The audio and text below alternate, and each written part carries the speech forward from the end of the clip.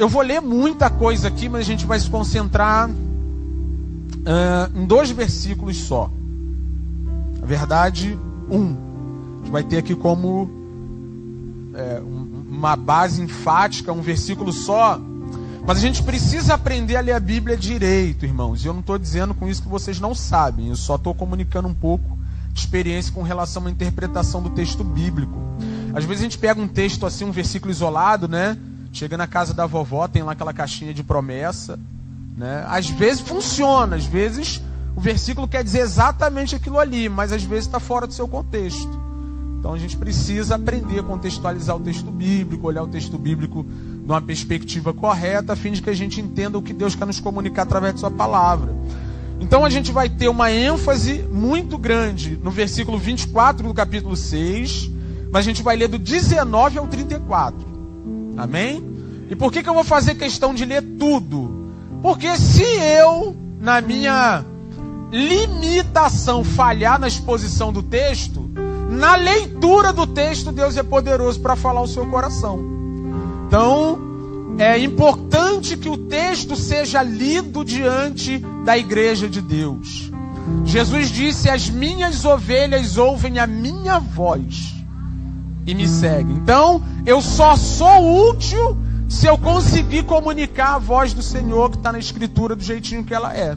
Se eu não conseguir, pelo menos a gente leu e Ele é poderoso para falar ao seu coração. Amém? Vamos ao texto.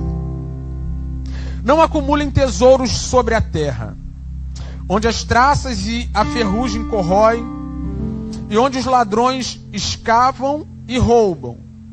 Você está comigo? Todo mundo junto? Capítulo 6, versículo 19. Agora o 20.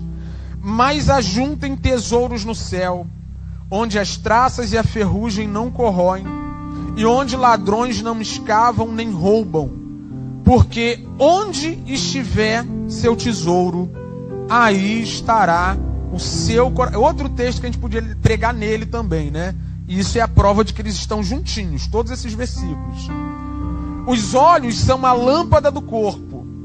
Se os seus olhos forem bons, todo o seu corpo será cheio de luz. Se, porém, os seus olhos forem maus, todo o seu corpo estará em trevas. Portanto, se a luz que existe em você são trevas, que grandes trevas serão. Ninguém pode servir a 2 senhores. Ninguém pode servir a 2 senhores.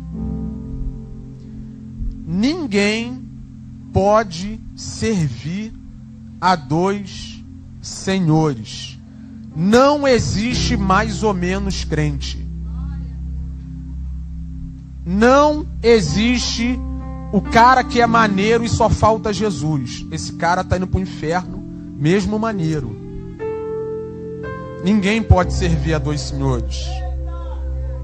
Porque ou irá odiar um e amar o outro. Aqui tem outra lição extraordinária. O contrário de amor é ódio. Ah, eu só não vou com a cara dela. Não! Se você não ama, ou irá se dedicar a um e desprezar o outro. Vocês não podem servir a Deus e as riquezas.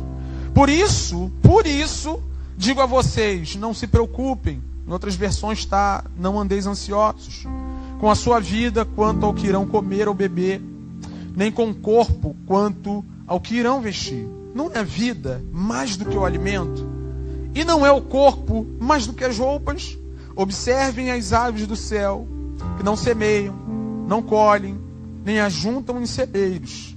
No entanto, Pai de vocês, não das aves de vocês, está no céu, as sustenta. Será que vocês não valem muito mais do que as aves? E aí é uma pancada no pai de pet, né? Na mãe de pet. Não compare o seu cachorro com o ser humano. O seu gato não vai ocupar o lugar de um ser humano. Um ser humano vale mais do que as aves do céu, mais do que os gatos e mais do que os cachorros também. Quem de vocês, por mais que se preocupe, pode acrescentar um côvado ao curso da sua vida. E porque se preocupam com o que vão vestir, observem como crescem os lírios do campo. Eles não trabalham, nem fiam. Eu, porém, afirmo a vocês que nem Salomão em toda a sua glória se vestiu como qualquer um deles. Ora, se Deus veste assim a erva do campo, que hoje existe e amanhã é lançada no forno, não fará muito mais por vocês, homens de pequena fé. Portanto, não se preocupem dizendo que comeremos, que beberemos, ou com que nos vestiremos, porque os gentios é que procuram todas estas coisas. Pai de vocês têm um pai, pastor Edson falou aqui, Pai de vocês que está no céu, sabe que vocês precisam de todas elas, mas busquem em primeiro lugar o reino de Deus e a sua justiça, e todas estas coisas lhes serão acrescentadas. Portanto, não se preocupem com o dia de amanhã, pois amanhã trará os seus cuidados, basta ao dia seu próprio mal. Muito obrigado, Senhor, pela tua palavra. Muito obrigado, Senhor, pelo privilégio de podermos ouvir a sua voz através do texto bíblico. Lendo aqui, Senhor, a gente vai lendo e falando, e é como se a sua voz fosse saltando aos nossos ouvidos e alvejando os nossos corações, nos convencendo do caminho que o Senhor determinou para nós, o seu povo. E nós amamos a sua voz. Através do texto bíblico, nós temos a convicção de que nós não estamos sós, de que o Senhor nos acompanha, de que o Senhor está conosco. Não nos deixou só. Teu Espírito, por meio da sua palavra, vai nos conduzindo para o caminho que te glorifica, que te engrandece, que nos aperfeiçoa, o caminho da edificação da igreja. Aplica a tua palavra aos nossos corações, Senhor. Que nós saiamos daqui mais parecidos com seu Filho, em nome de Jesus. Amém.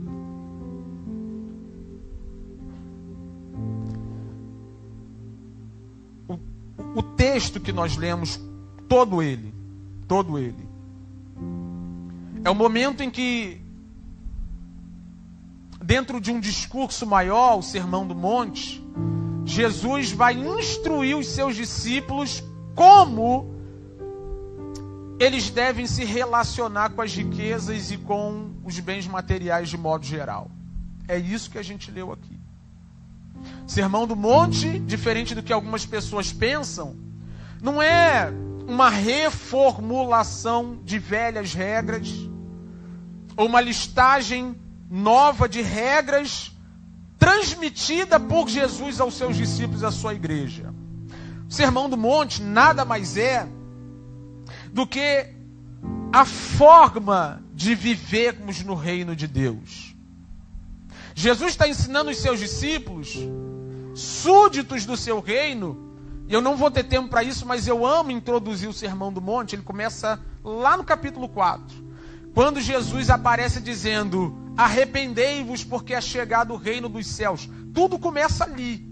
Ele começa a chamar novos súditos para o seu reino, e depois que ele chama novos súditos para o seu reino, ele vai dizer: agora eu vou mostrar para vocês a constituição desse reino, como a coisa funciona nele. Então, no Sermão do Monte, Jesus está instruindo os seus discípulos, os seus novos súditos, como se vive no reino dos céus, ou na esfera do reino dos céus. O início do capítulo 6, ele fala daquilo que eu gosto de chamar de atos piedosos. Atos piedosos. Ele vai falar sobre dar esmola, ele vai falar sobre oração, e ele vai falar sobre jejum. E ele vai mostrar que no nosso reino e no reino dos religiosos tem um jeito de fazer isso. No reino do religioso, você dá a esmola para todo mundo saber, posta na internet. No reino do religioso, você ora em praça pública, sobe o monte para orar e consegue fazer, orando, uma live. Não me pergunte como conseguem fazer isso por aí, mas orando, você fica vendo a cabeça da pessoa, né, a parte de cima. Assim, é assim que funciona no reino dos religiosos. E jejum, a gente desfigura a cara, anda meio cabisbaixo, ai meu Deus, não aguento mais, doido para comer, aquela coisa toda. Jesus falou, aqui não. Aqui no meu reino é outra forma de fazer as coisas. E aqui no meu reino não tem só outra forma de jejuar, não tem só outra forma de orar e de dar esmolas. Também tem outra forma de nos relacionarmos com os bens materiais e as riquezas. É isso, está aqui.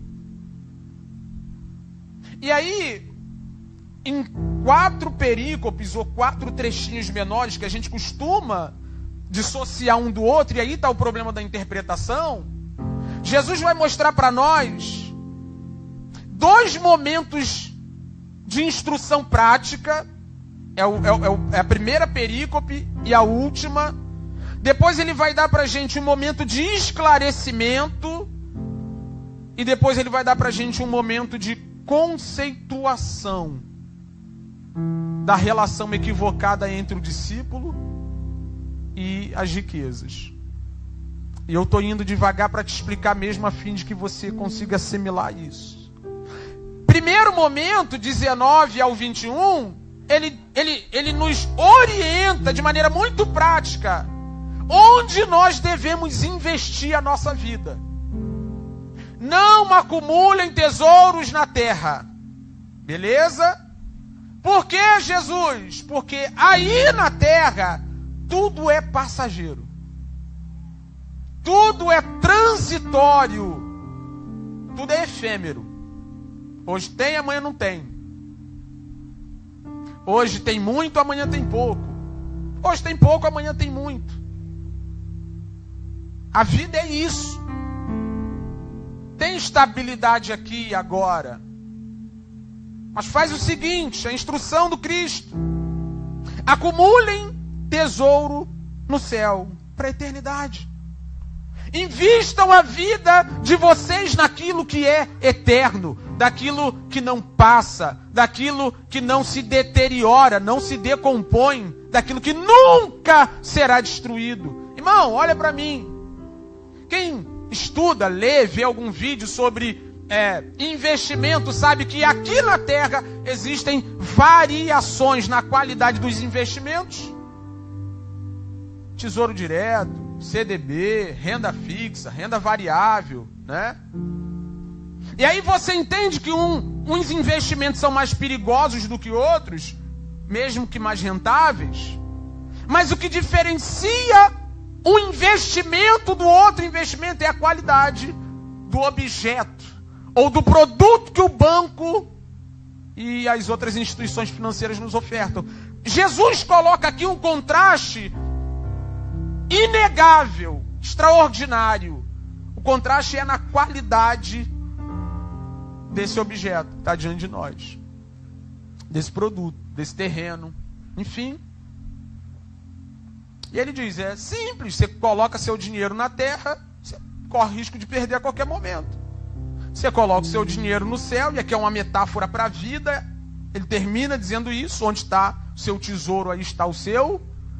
E o coração nada mais é do que a fonte de todo o nosso ser. Está dizendo, você coloca a sua vida naquilo que perece, ou você coloca a sua vida naquilo que é eterno. Está vendo? Não tem nem muito segredo. E eu não vou expor nada sobre isso aqui, não vou ficar parado nesse texto, mas vou deixar uma provocação. Onde você está semeando a sua vida? Contigo e Deus agora. Onde é que está sendo investido a sua vida? E aí você pode pensar, ai meu Deus, então vou pegar meu dinheiro no banco hoje. Pegar meu dinheiro no banco hoje. Vou dar para os pobres tudo aí na rua, vou ficar duro. Porque Jesus está dizendo que eu não devo juntar nada aqui agora. Aí quando parece que é isso que Jesus está dizendo, ele nos esclarece a segunda perícope. E algumas pessoas, por isso que eu disse que é importante ler o texto inteiro. Algumas pessoas pensam que o texto não está correlacionado, mas está. Não acumulem tesouros na terra. Terra é o lugar do perecimento das coisas. Acumulem tesouro no céu, porque ali tudo será acumulado para a eternidade. Isso revela onde está o coração de vocês, onde a vida de vocês está investido. Eu vou falar mais disso daqui a pouco. E ele entra com um texto que parece não ter nada a ver, mas é extremamente esclarecedor. Por isso que eu chamo essa perícope de... a perícope do esclarecimento. Ele diz: se os seus olhos forem bons, não tem problema nenhum ter dinheiro. Todo o seu corpo será luz. Mas se os seus olhos forem maus, se ganhar um aumentozinho, tu abandona Jesus, mete o pé e vai meter o pau no dia lá fora. É isso que ele está dizendo. Isso aqui é Jesus nos ensinando que o problema está na perspectiva que nós temos nas coisas. Nunca foi um problema ter dinheiro. Pelo contrário, Eclesiastes capítulo 5, final do capítulo 5, diz que riqueza é um dom de Deus. Diz que coisa boa ao homem desfrutar do suor do seu trabalho. E a riqueza cabe a Deus. Irmão, olha que eu vou te dizer uma coisa aqui que de repente você ainda não ouviu.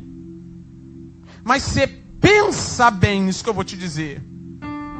Não existe um bilionário nessa vida que não tenha recebido o seu dinheiro da mão do Senhor. Mas eu vou explicar como é que funciona isso. Mas entenda, Deus não tem problema de dar dinheiro para ninguém, é um dom. Tem gente que vai trabalhar, não vai sair daquilo ali. Mas louvado seja Deus. Por quê?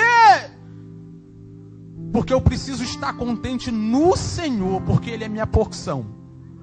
Eu já vou chegar mais lá. Mas a grande questão é: riqueza é dom. Se Deus não quiser me dar, louvado seja Deus, porque Ele é minha porção. Mas se quiser me dar, aí eu vou ficar de franciscanismo. Ai, não quero não, Senhor. Quero sim.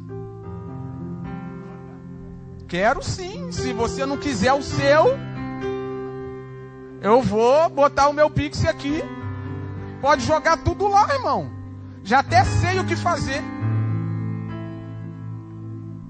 Porque o problema não está no dinheiro. O problema está nos olhos. E os olhos aqui falam da percepção espiritual que nós temos das coisas. Tem gente que é bilionário, perder tudo hoje, vai trabalhar amanhã, vai para cima dando glória a Deus.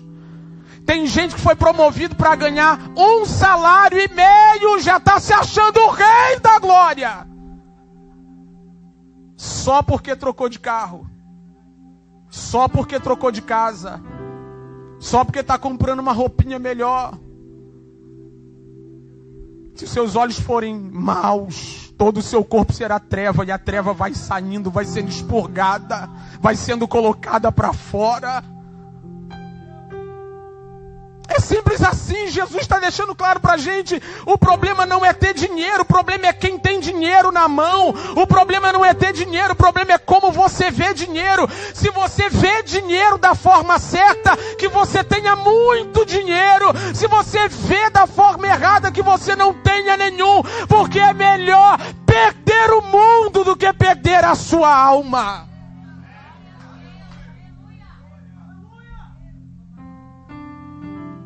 Vamos junto.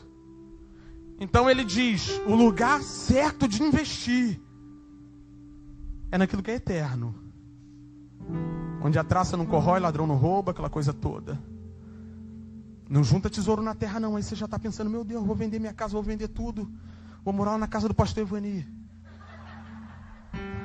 Jesus está dizendo: se os seus olhos forem bons, ou seja, se sua perspectiva da vida, se a sua percepção espiritual das coisas forem corretas, você pode ter qualquer coisa, irmão. Se você olha carro como um instrumento para dar carona para seus irmãos, servir sua família, para te fazer deslocar de um lado para o outro, você pode ter uma Lamborghini. Lamborghini não, porque não dá para dar carona a ninguém, né? Mas se você acha que quem anda de carro é melhor do que quem anda a pé, que Deus não te dê nenhum Fusca.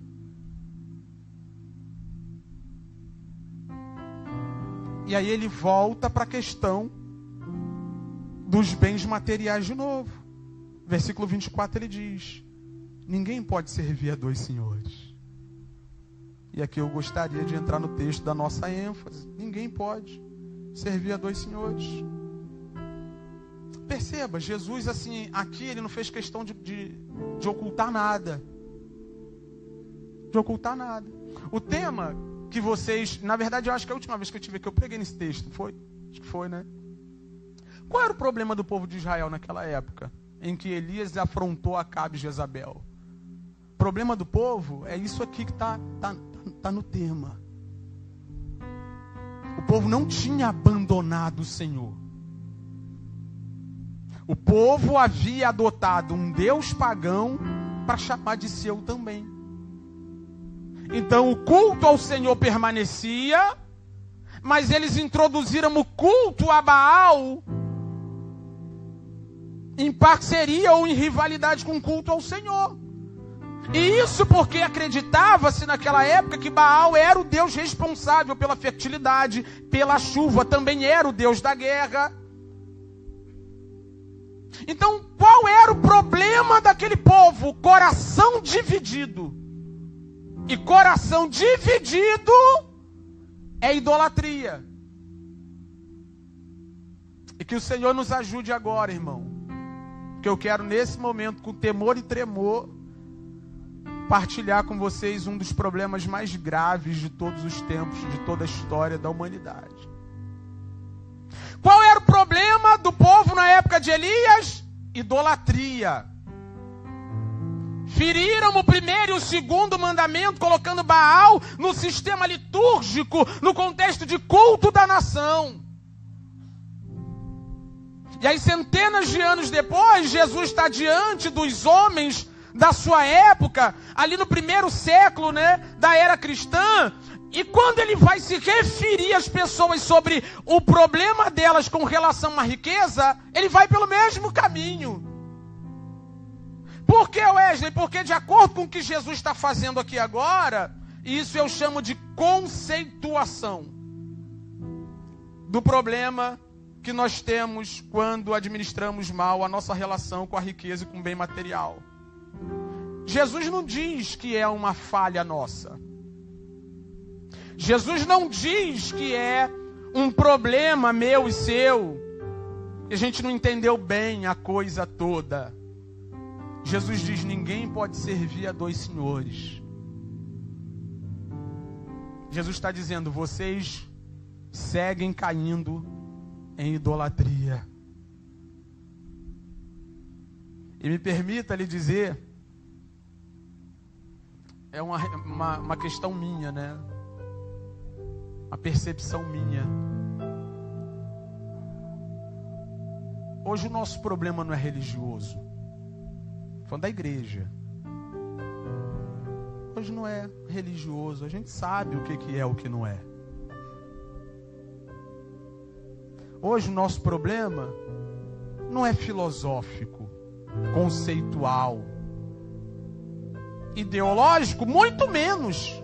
Quando aparece alguém com uma ideologia contrária à Escritura, a gente vai logo, né, pro Insta, vai pro Face arrumar problema.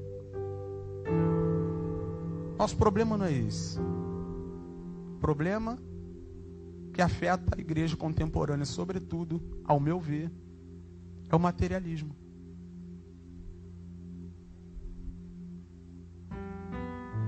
O Deus com D minúsculo que tem rivalizado com o verdadeiro Deus e tem dividido os nossos corações é o materialismo.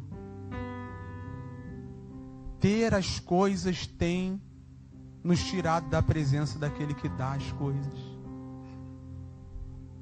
E a palavra dele para nós é essa aqui: não dá. Vocês não podem servir a dois senhores. Porque vocês vão odiar um e amar o outro. Eu quero que você fique comigo, preste atenção nessas palavras todas. Vocês vão odiar um e amar o outro. Ou vocês vão se dedicar a um e desprezar o outro.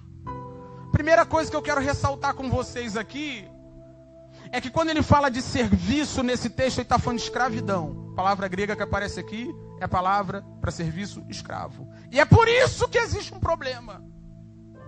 E antes que você pense que essa ideia de escravidão para o cristão é inapropriada, o texto do Novo Testamento fala sobre o nosso serviço ao Senhor dessa perspectiva o tempo todo. Paulo diz, acho que é 7 ou 8 de Romanos, ele diz que nós fomos libertos do pecado, da carne, fomos feitos escravos da justiça. Não existe homem livre.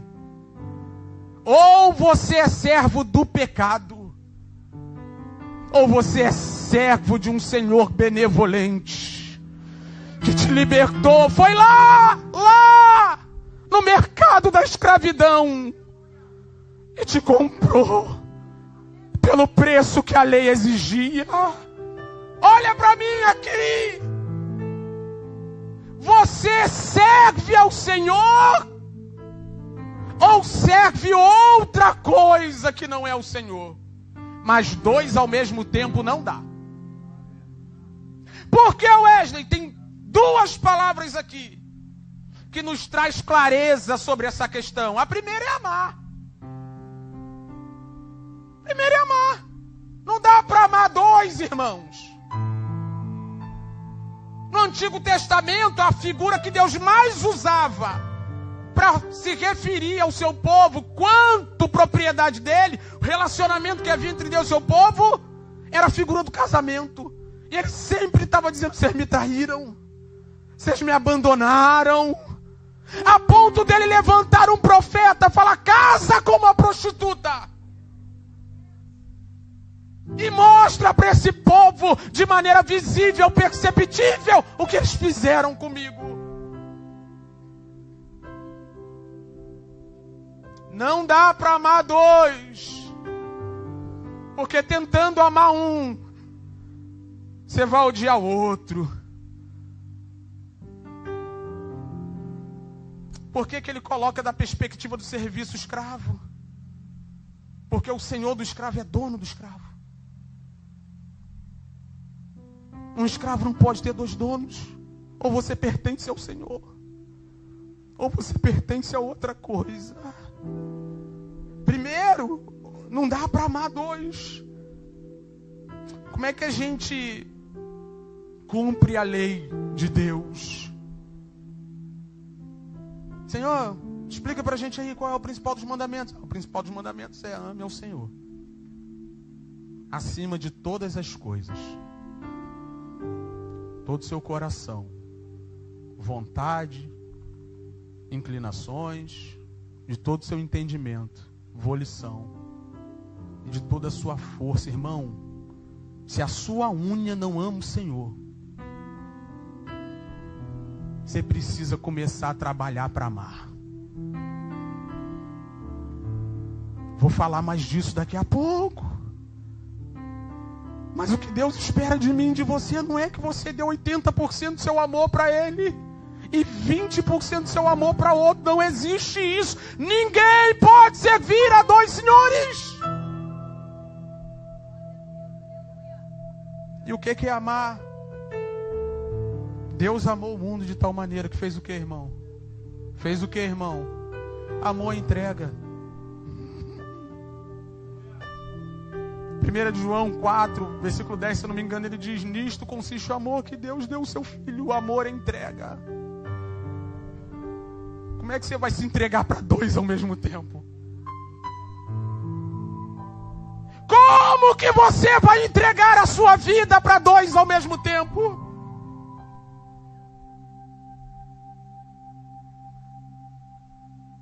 Como é que você se sacrifica por dois ao mesmo tempo?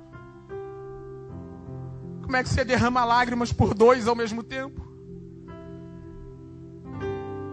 Mas vamos seguir, porque senão não vai dar tempo de falar tudo. Segunda palavra que aparece aqui: dedicação. Você vai odiar um e amar o outro. Você vai desprezar um e se dedicar ao outro. Irmão, o que é dedicação? O que é dedicação?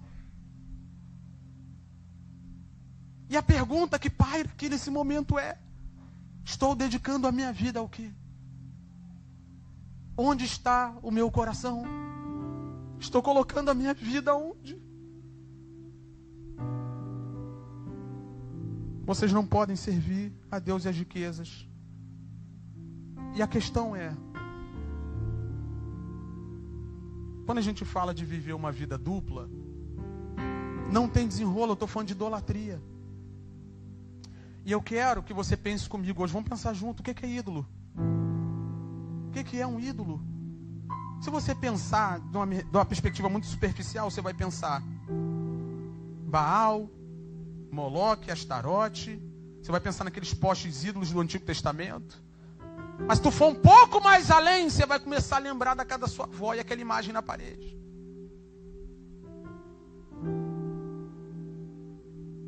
Você vai começar a pensar na casa daquele pessoal que você ia lá e via um negócio assim atrás do portão.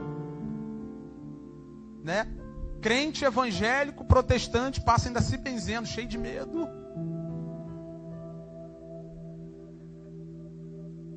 Irmão, estou fazendo isso aqui de propósito. Eu quero hoje, junto contigo, andar nessa questão. Porque o tema que vocês escolheram é o melhor para esse tempo. A gente vai sair hoje desse vale de indecisão. Mas para eu entender como amar somente ao Senhor, servir somente ao Senhor, eu preciso entender o que tem levado o meu coração. Um ídolo. E o que é um ídolo? Eu vou ler a definição de Tim Keller. Seu livro Deuses Falsos. O que é o ídolo? Qualquer coisa mais importante que Deus para você. Grave isso aqui, o que é um ídolo? Qualquer coisa mais importante que Deus para você. Que domine seu coração e a sua imaginação mais do que a Deus. Tu passa pensando o que o dia todo? A sua mente está ocupada com o que o dia todo? Levanta para ir trabalhar, para ir viver a vida, não lê um versículo.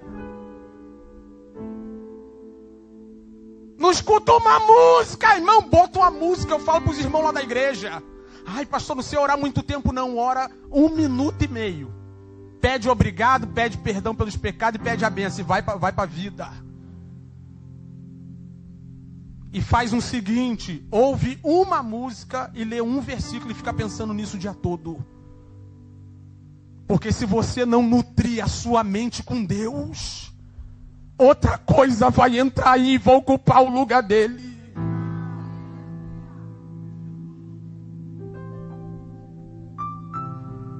Que domine seu coração, sua imaginação mais do que a Deus. Qualquer coisa que você busque a fim de receber o que só Deus pode dar. O que você está buscando que você só pode encontrar no Senhor?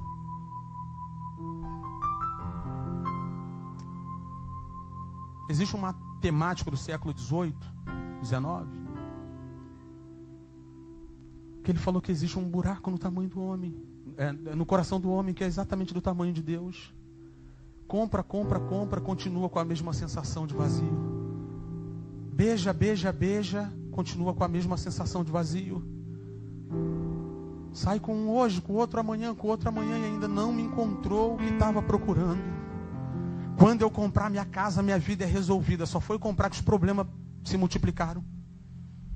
Pensou que o carro ia resolver todos os seus problemas, está dando mais problema, porque agora o pessoal fala que tu é metido, não dá carona para ninguém. Quando eu for promovido, isso é experiência minha. Eu falei, o dia que eu for promovido, vitória pura, irmão, não tem tempo para respirar. Um dia tiraram, né, o nosso ponto, né? O pessoal da gestão aí tá tudo sem ponto, ninguém bate mais ponto. Falei, meu Deus, glória a Deus, né? Meia-noite tem gente perturbando. 6 da manhã já tem colaborador lá do outro lado do Brasil pedindo Uber. E tu tem que estar lá. Eu falo, Senhor, estou orando aí, orando, Senhor, vai na frente. A gente buscando nessas coisas o que só Deus pode dar. Qualquer coisa que seja tão central, isso aqui é sensacional, tão central e essencial para a vida, é um falso Deus. E caso você o perca, sua vida dificilmente parecerá digna de ser vivida. Pensa comigo agora. O que na minha vida vai me tirar do eixo se eu perder hoje? Pensa comigo aqui, vamos junto. O que hoje tem a capacidade de tirar a minha vida dos trilhos? Eu gosto dos jovens, né? Os jovens são uma benção, né? Aí termina um namoro, né? Ai, acabou minha vida, 16 anos. Meu Deus. Aí perde o primeiro emprego, e agora? Minha vida está acabada. Pensa aí, o que é tão central e essencial na sua vida, que se você perder hoje, irmão, isso é experiência própria, passei minha juventude toda na igreja, o tanto de jovem que desvia depois que termina namoro. Ah, Wesley, a gente está sofrendo. Todas as vezes que alguém ferir seu coração, lembra daquela cruz, do seu Cristo todo ensanguentado, mãos furadas, pés furados, traspassado com uma lança, uma coroa de espinhos.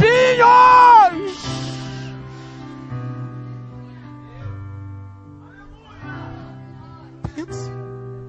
O ídolo tem uma posição de controle em seu coração, a ponto de você ser capaz de investir nele a maior parte da sua paixão e energia.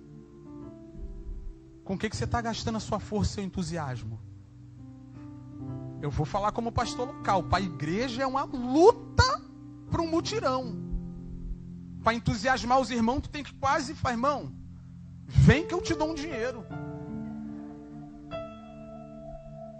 Agora é só o Flamengo jogar. Irmão, tudo contra o Flamengo, eu sou tricolor. Mas para jogar um azeite assim, para a gente rir um pouco. Mas é uma loucura. É uma loucura que um homem todo enrolado financeiramente gaste o dinheiro do cartão para ir numa partida de futebol. Que não chore para pagar R$400 num jogo de Libertadores, mas não é dizimista. Isso é uma loucura. Isso é uma doideira sem tamanho. O que está fazendo seu coração bater forte? Eu sou um pregador do evangelho. E às vezes eu falo sobre a cruz de Cristo, olho para a cara dos irmãos e falo, meu Deus, os irmãos estão doidos para ir embora daqui. Não tem entusiasmo. Quando você fala daquela cruz manchada de sangue, não tem mais lágrimas. Geração dos olhos secos. Mas vai ver um dorama para ver se não se derrete toda.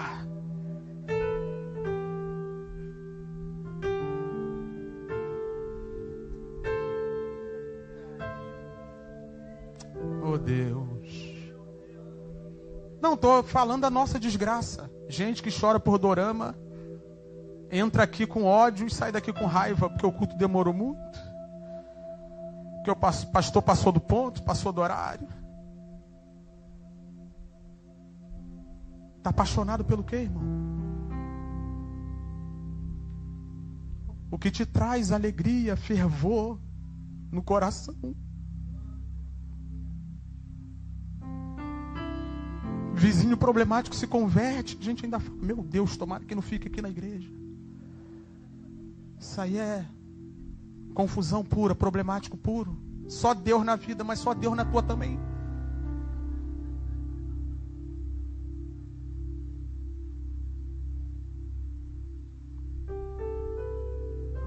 O que é capaz de mexer com o seu coração? Que leva de você sua paixão, sua energia, seus recursos emocionais e financeiros, sem pensar duas vezes. Pode ser família, filhos, ou carreira profissional, enriquecimento, ou conquistas, aplausos da crítica, ou manter as aparências e a posição social. Pode ser um relacionamento romântico, aprovação dos colegas, competência e habilidade. É mó doideira isso aqui. Isso é uma loucura. Irmão, tem uma conhecida, né, uma jovenzinha, 14 anos. Ela tira 28 fotos para botar uma no Instagram. E ela passa 40, 50 minutos escolhendo a foto, fazendo edição. Aí você fala assim, irmã, leu a Bíblia hoje? Jovem de Deus. E ela fala assim, eu não tenho tempo para ler a Bíblia. 40 minutos para escolher uma foto. E se não der muito curtida, ela tira. Porque não pode prejudicar o feed. Aprovação de gente que nem conhece ela dentro de casa, porque se conhecesse nem seguia.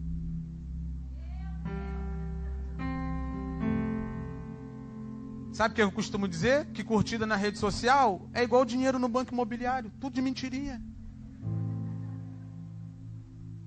Mas a gente briga, a gente guerreia, a gente luta. Olha lá no feed, meu Deus, já botei uma com essa roupa aqui, tem que botar com a roupa nova.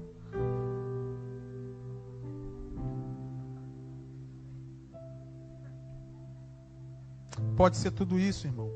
Circunstâncias seguras e confortáveis, sua beleza, cérebro. Uma grande causa política ou social, sua moralidade, virtude, ou mesmo sucesso no ministério cristão. Isso pode ser um ídolo também. Teu irmão, né, pregador, foi lá para a igreja, falou, Wesley, estou aí contigo. Eu falei, amém, vem.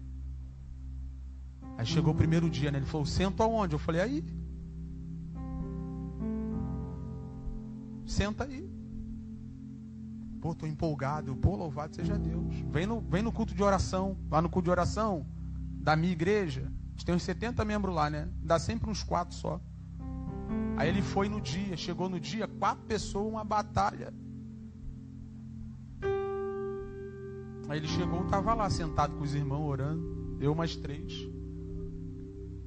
Aí ele foi embora, né? Eu falei para um amigo lá da igreja, ele nunca mais vai voltar aqui. Porque aqui não tem plateia. Aqui não tem espetáculo. E nós, como pastores, a gente defende a igreja nesse sentido. Às vezes a pessoa pergunta, pô, fulano é tão bom. Por que o pastor não dá uma oportunidade para ele? Porque a gente vai para além disso aqui. A gente conhece família, a gente vê como se conduz, a gente observa se está aqui para servir a igreja ou para usurpar a igreja, usar a igreja como um trampolim para o próprio estrelato. E quando isso não acontece, infelizmente há muitas outras portas que recebem sem fazer esse questionamento, e sai, segue o rumo idólatra do ministério. Se eu não estiver fazendo nada, para mim não dá. Irmão, como é que num lugar desse aqui não tem nada para fazer? Não, fala aí para mim. Como que numa comunidade florida dessa aqui, cheia de gente, para ser discipulada, para ser acompanhada, para ser cuidada. Irmão, o pastor nunca me deu uma oportunidade de pegar no microfone, mas você não tem o número dos irmãos da igreja?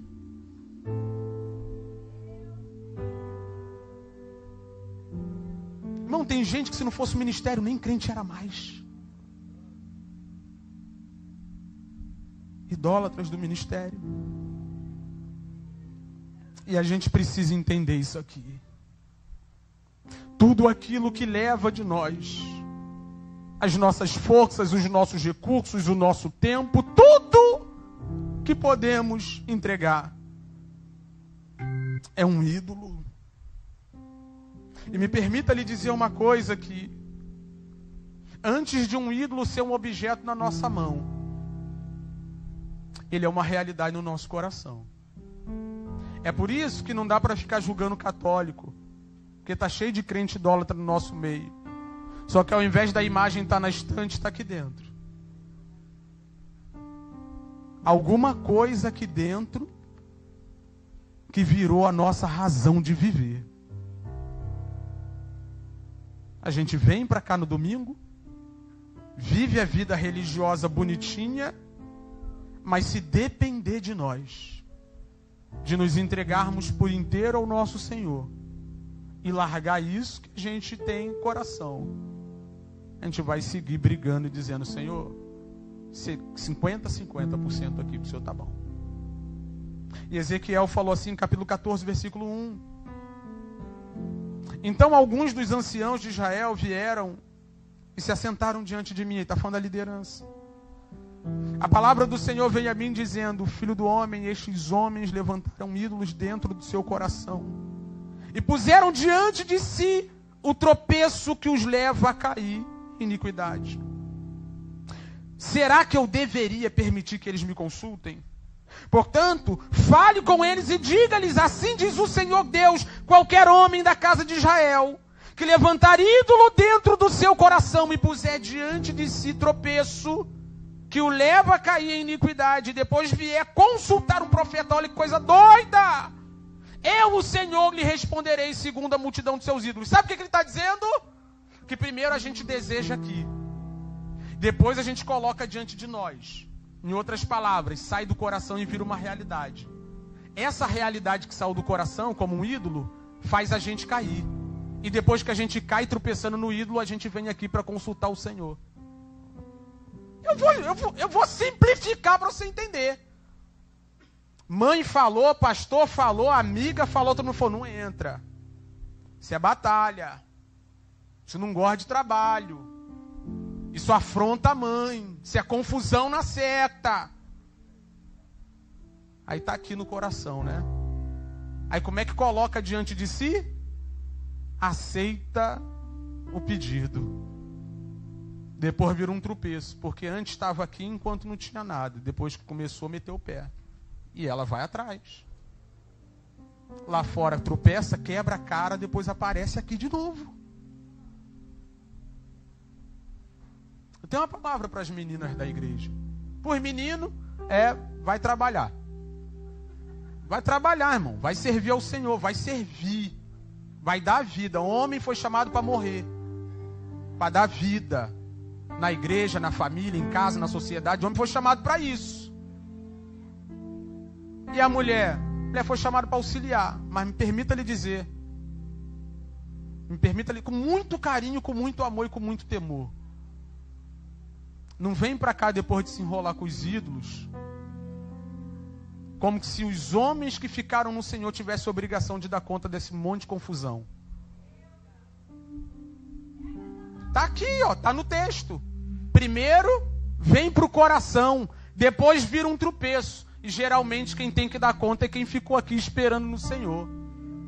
Se tiver alguém para dar conta, é misericórdia de Deus. Se não tiver, vai dando glória até aparecer outro enrolado e tu desenrola junto. Para a glória do nome do Senhor.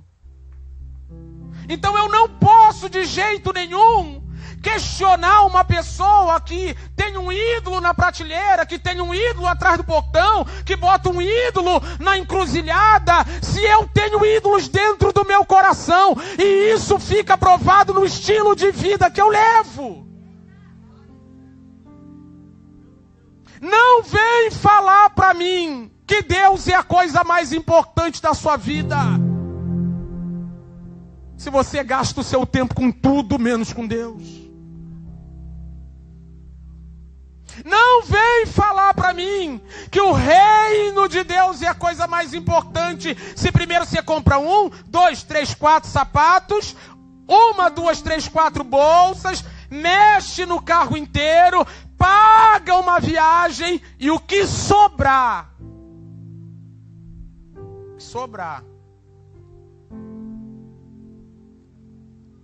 mentiroso, mentirosa. Você não hoje ninguém saca mais nada, né? Mas você não consulta o aplicativo pensando: como que o meu dinheiro vai servir o reino? Você não faz isso. Como que o reino de Deus vai avançar através do recurso que o Senhor tem me dado? A gente não faz isso. Nós não fazemos isso. O nosso coração está pegado a outras coisas. Já vou começar a encerrar. O nosso coração está pegado a outras coisas.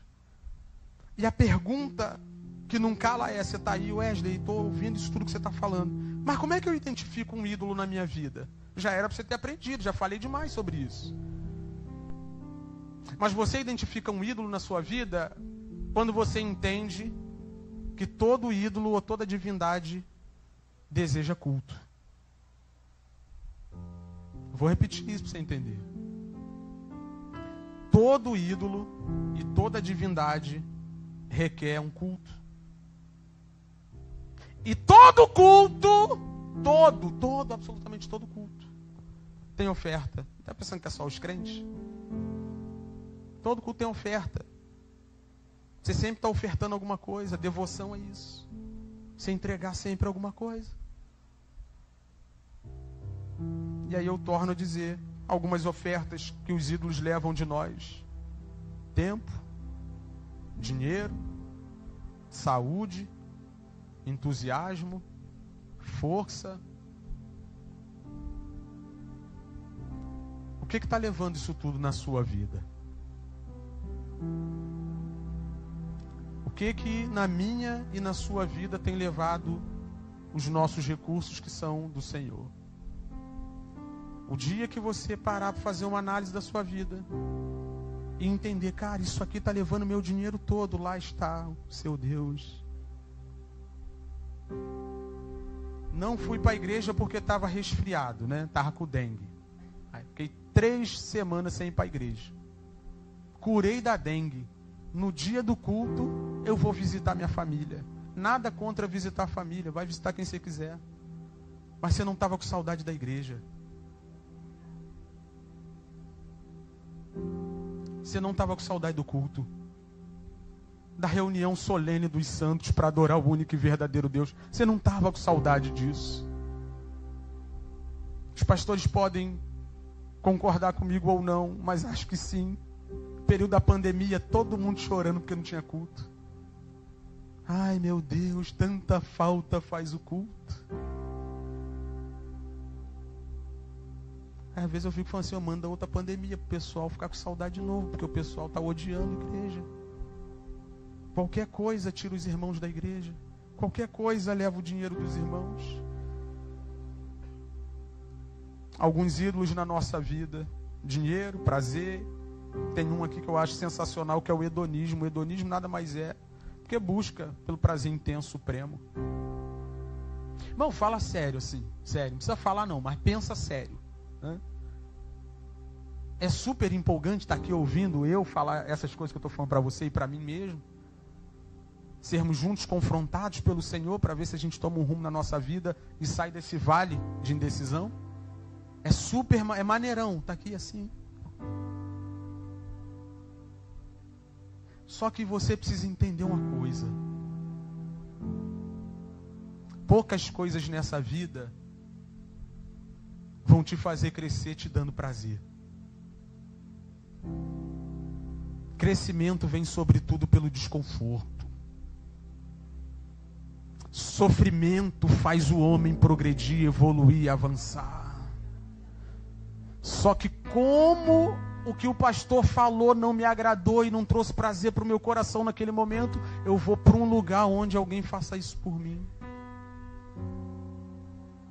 Perceba, nós estamos vivendo um tempo terrível. Um dia eu estava conversando com um jovem falou: Wesley, não consigo orar. Falei: é mesmo? Ele falou: é. Durmo, difícil, é complicado. Antigamente era melhor. Falei: quando era melhor? Para mim nunca foi fácil orar. Minha carne doida para dormir, doida para ver uma Netflix. Eu chego em casa, quero tomar um banho, pegar aquele prato. Eu não quero orar não, irmão. A minha carne. Só que quem faz o que quer é criança, irmão. Adulto faz o que tem que ser feito. É o seu bebê que fica correndo pela casa, quebrando tudo, fazendo o que quer. Você tem que levantar 5 da manhã. E aqui eu vou denunciar um ídolo. Por que para o seu patrão você fica quietinho? Não chega atrasado. Ele manda você largar a sua família. Olha que loucura! Ele manda você largar a sua família para fazer hora extra e tu larga. Mas quando é para a igreja, quando é para o reino, quando é para as coisas do Senhor,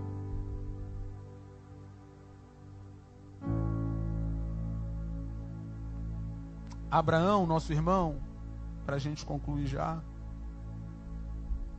Abraão tentou um herdeiro de toda forma, irmão. Falou para Deus, aqui em casa quem vai herdar tudo é o Damasceno Eliezer. Deus falou, não tenho nada com Eliezer. Falou para o Senhor, estou sem herdeiro. Sara se meteu e falou, vamos dar um jeito. Porque a idolatria faz isso, você vai às últimas consequências. Vamos dar um jeito aí, um filho com H. E aí Gênesis 22, versículo 2, Deus continuou, pegue seu filho, seu único filho Isaque, a quem você ama, vá à terra do Moriá ali e ofereça em holocausto sobre um dos montes que eu lhe mostrar. Estou terminando. Pega isso aqui. Alguém falou um dia, Deus queria saber se Abraão era fiel. Irmão, como é que alguém onisciente quer saber de alguma coisa? Fala aí. Deus não queria saber de nada, mas geralmente quando Deus faz esse tipo de teste, Ele quer que você saiba. Quando a gente propõe, por exemplo, uma contribuição para a igreja, para a gente fazer alguma coisa, fazer o telhado aqui, Deus quer que você saiba como é que está seu coração em relação à riqueza. Aí você fala, não, eu sou generoso, é mesmo? Então vamos fazer um telhado. A gente vê, tem generosidade mesmo ou não. Então Abraão queria um herdeiro de qualquer jeito, e quando conseguiu, diz o texto, se olhar o texto bíblico, você vai ver. Toda hora você vê Abraão fazendo altar, fazendo altar, fazendo altar. Isaac nasceu, acabou o altar. E aí eu quero te perguntar uma coisa. É algo extraordinário Deus pedir Isaac para ele? Sim ou não? Sim ou não? Não. Não. Pastor Edson, me empresta uma blusa. Eu uso a blusa do pastor Edson. Ele me liga e fala, Wesley, me dá minha blusa. O que tem de mais nisso? O que tem de mais Deus pedir aquilo que lhe pertence? O que tem de extraordinário Deus exigir aquilo que é dele? Mas o problema não está no fato de Deus exigir Isaac. O problema está no fato de que Deus estava arrancando, com raiz e tudo, o ídolo do coração de Abraão. Olha para mim, para a gente encerrar. Nós vamos encerrar aqui. Vamos encerrar. Deus estava extraindo o ídolo do coração de Abraão. Vou fazer uma pergunta. Abraão foi tranquilo ou meio nervoso para o Moriá no caminho? O que tu acha? Hã? Você acha que se Deus deixa ele matar Isaac, ele ia sofrer ou ia ficar de boa? Sabe por que disso, irmão? Porque quando Deus decide destruir um ídolo, quem sofre é o idólatra. Não é dinheiro que te satisfaz? Se ele te fizer ficar duro agora. Se tiver de boa, se dinheiro não for um ídolo, você vai falar, não, estou confiando no Senhor. Deus pode ou não pode mandar essa noiva doida embora? Pode ou não? Se for um ídolo, é tu que vai ficar chorando, mano. Vai molhar travesseiro. Tudo que você nunca chorou numa mini vigília, tu vai chorar quando essa mulher meter o pé. Gênesis capítulo 12, Deus falou, está lá escrito, eu vou julgar os deuses falsos do Egito. E ele mandou as 10 pragas. Quando Deus manda a 10ª praga, quem grita não é a imagem de Osíris. Quem grita não é a imagem dos outros deuses do Egito. Quem grita é Faraó. Levou meu filho embora. O texto que está aqui. Baal não era o deus da chuva, sim ou não? Supostamente era. Quando Deus fechou o céu, ficou sem chuva. Quem foi que começou a perecer sem água no rio, sem comida no campo? Foi Baal ou foi o povo? Todas as vezes que Deus quiser destruir um ídolo, é o idólatra que vai sofrer. Fechei minha Bíblia para a gente encerrar. Tem gente que até se sujeita a dividir umas coisas que não deveriam. Mas Deus não divide a sua glória com ninguém.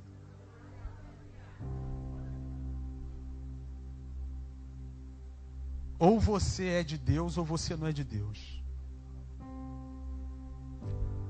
Ou nós somos crentes de verdade, lavados, remidos e comprados. 1 de Pedro 1,19, fomos comprados pelo sangue de Cristo Jesus, no Cordeiro Imaculado. Ou você foi comprado, ou você ainda pertence ao outro Senhor.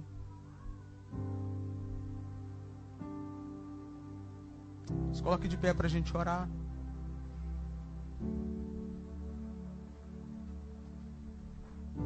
Primeira de Pedro 2,9. Ele está falando de quem nós somos, ele diz: vocês, porém, são geração eleita, sacerdócio real, nação santa, povo de propriedade exclusiva de Deus.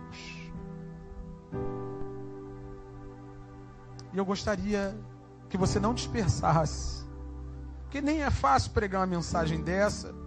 É muito difícil estar aqui diante de vocês falando sobre estas coisas, sobretudo porque primeiro me pegou, irmão. O que a gente está fazendo com a nossa vida, irmão?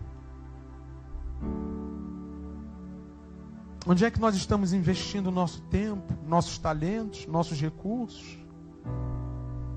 Uma idolatria desenfreada de coisas que vão perecendo, dinheiro que vai acabando, bens materiais que vão se desfazendo, se dissolvendo, idolatria da imagem. Hoje em dia, o negócio que mais cresce no mundo, na área da estética.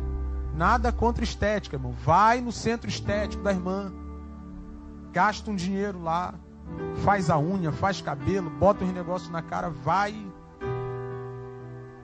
Mas você vai ficar vivendo em função da sua imagem?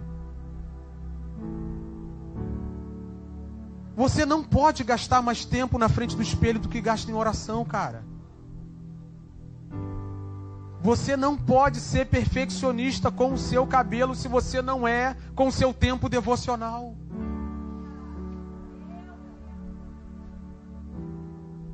Você não pode. Tudo que o patrão manda, faz. Rola pro lado aí, fulano. Ele deita e rola. Quero você aqui domingo. Ele vai no domingo. Nada contra. Às vezes eu peço pro meu pessoal ir no domingo também, mas é acordado previamente. Eu pergunto se dá. A gente estrutura tudo antes. Porque eu sei que eles têm família. Eu sei que alguns têm igreja. É quanto? É 200 o dia. Muito barato para abandonar o culto público. Quanto que é 250? Muito pouco para eu largar meus filhos com a minha esposa e não levar minha família para a casa do Senhor. Dá para ficar aí mais um pouquinho? Ó, se der eu fico. Se não der eu tenho reunião de oração hoje. Vou lá clamar o Senhor. Vou orar a Deus com os meus irmãos. E se eu te mandar embora, tá tudo bem. Eu vou lá orar nesse mesmo lugar para aquele que tem a chave de Davi, abre e ninguém fecha. Vou lá.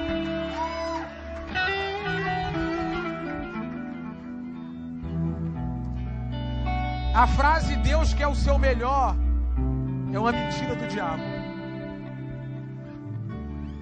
Só vou fazer isso essa vez. Olha para a pessoa que está do seu lado e diz: Deus não quer o seu melhor. Isso é uma mentira do diabo. Oh, Deus quer o seu melhor. Satanás assinou embaixo. Deus quer tudo.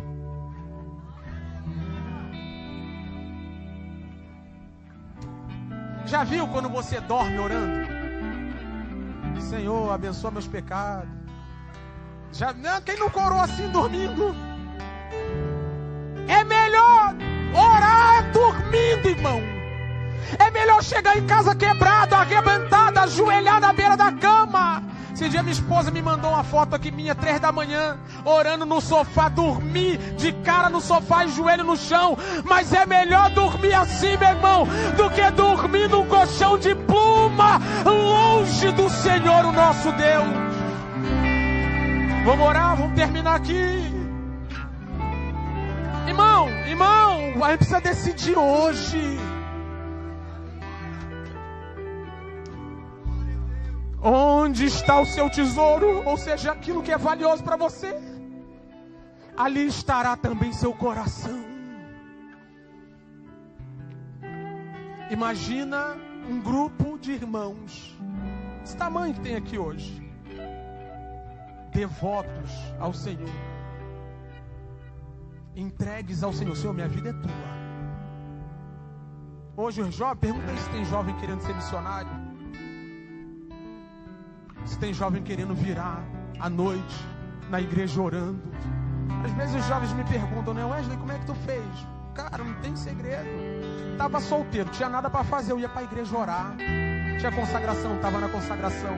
Tinha culto de libertação, tava no culto de libertação. Tinha culto de campanha, tava no culto de campanha. Irmão, eu semeei e construí um bom depósito diante do Senhor. E hoje muita coisa que semeei no passado vai me sustentando pela graça, pela misericórdia, pela bondade do Senhor. Quero orar com você. Quero orar com você.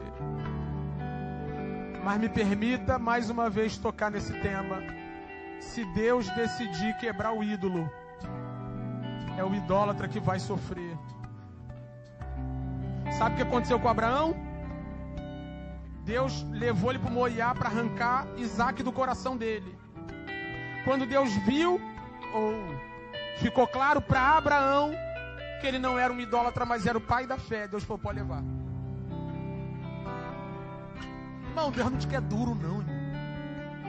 Deus não quer você sozinho, solteiro não. Tu vai casar. Tava com medo, né? Tu vai casar, mulher. Mas você precisa entender que você tem um noivo eterno. Que esse aí tu nem sabe se vai te honrar. Tomara que honre, mas tu nem sabe. Vai sobrar pedra sobre pedra, vai passar tudo, irmão. Daqui a pouco esse céu vai se rasgar como um relâmpago que se mostra no ocidente, se põe no oriente, o Filho do Homem. Tá vindo aí. Tive o prazer de há pouco tempo terminar com o noivado. 5 meses para casar. O varão chegou lá em casa chorando, falou, Wesley, essa mulher não é crente. Eu falei, eu sei. Não falei porque o pastor não se mete na vida de ninguém. Nós não somos intervencionistas, a gente coloca a mesa. Você come o que quiser. Eu falei, varão, já sabia, mas né? Eu falei, faz o seguinte, te ajudar, né? Propõe para ela andar assim, assim, assim, igual crente. Aí vê onde dá. Ela falou, assim para mim não dá. Aí ele falou, e aí, o que eu faço? Eu falei, é contigo e Deus. Terminou. Chororô terrível de ambos os lados. 4, 5 meses depois a menina já engravidou do primeiro que apareceu. Eu falei, aí, ó. Mas ele, por outro lado, olhou para alguém que ele nunca olhava. Menina de Deus, crente, irmão. Esperando no Senhor ali, bonitinho, direitinho. Ele, Wesley, mas não sou apaixonado não. Eu falei, não foi chamado para isso não, foi chamado para amar. Vá apaixonando no caminho. Quero orar, coloca a mão no seu coração.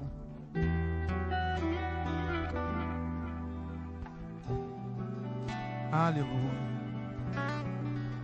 Deus vai te permitir ficar com todos os Isaques que não possuírem o seu coração.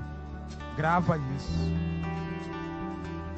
Eu quero encorajar você, irmão. Vai trabalhar mesmo, vai para cima. Trabalha para a glória de Deus.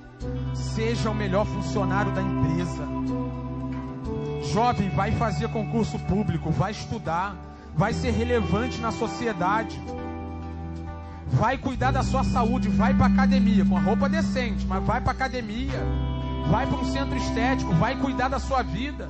Se arruma para o seu marido, se arruma para sua esposa. Cuida da sua imagem. Essa ideia de excelência, Deus é excelente, irmão. Faz um planejamento para comprar um apartamentozinho. Já começa a planejar como é que vai dar entrada no carro, irmão. Vai cuidando das coisas, para que as coisas sejam feitas direitinho. Mas o dia que tu perceber que uma dessas coisas está te tirando da presença de Deus, abre mão e volta correndo, porque muito maior é o abençoador do que a bênção. Hoje é dia de decidir ficar com Ele, quem tem Ele. Quem tem Ele tem tudo que Ele tem. Quem tem Ele tem tudo que Ele tem. Paulo disse: vocês foram feitos herdeiros e co-herdeiros com Cristo Jesus. Aleluia.